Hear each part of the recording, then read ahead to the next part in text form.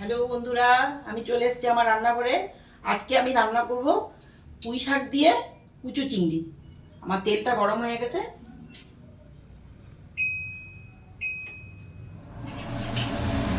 আমি এখন জিরি জিরি করে কেটে রাখা পেঁয়াজগুলো দিয়ে দিচ্ছি।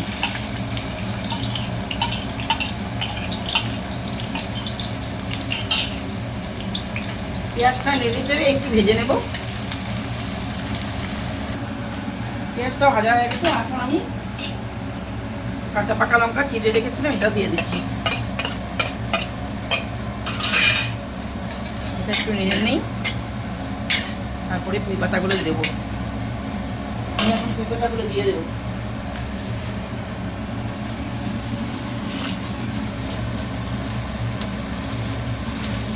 কেটে ধুয়ে রেখেছিলাম, সব দিয়ে দিচ্ছি।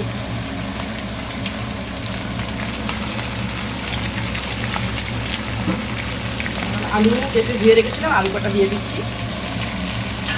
নাড়াচাড়া করবো আমি।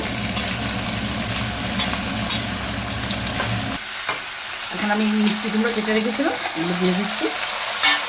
এখন দেবো আমি প্রথমে নুন, হিসাব মতো দেবো, বেশি দেবো না, একদম নরম হয়ে যাবে আর শুকিয়ে যাবে, অল্প হয়ে যাবে। তারপর দিচ্ছি হলুদ গুঁড়ো পরিমাণ মতো,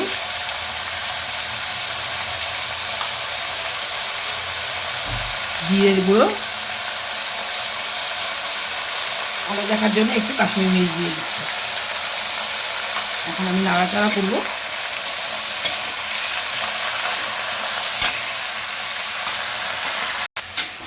এটাকে মজে যাওয়ার জন্য নেড়ে চেড়েছি। এখন ঢেকে দেবো।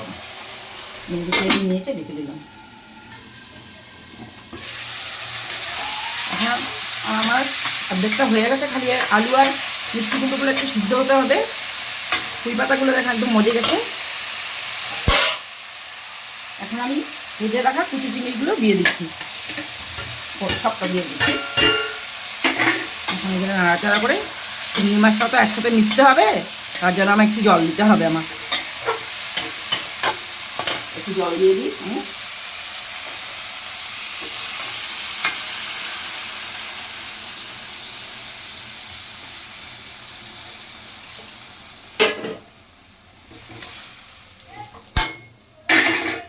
এখন আমি ঢাকা দিয়ে দিচ্ছি সিদ্ধ হওয়ার জন্য। আমারটা হয়ে গেছে, আর একটু হবে, আবার ঢাকা দিয়ে দিলাম। আমার তরকারিটা হয়ে গেছে। চুলোটা এখন বন্ধ করে দেবো আমি, গ্যাসের এটা।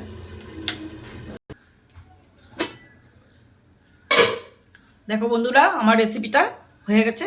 পুঁই শাকের তরকারিটা চিংড়ি দিয়ে বা চিংড়ি মাছ দিয়ে বানিয়েছি, সুন্দর হয়েছে এটা। তোমরা কে কে খেতে ভালোবাসো আমাকে একটু কমেন্ট করে জানাবে। বাই।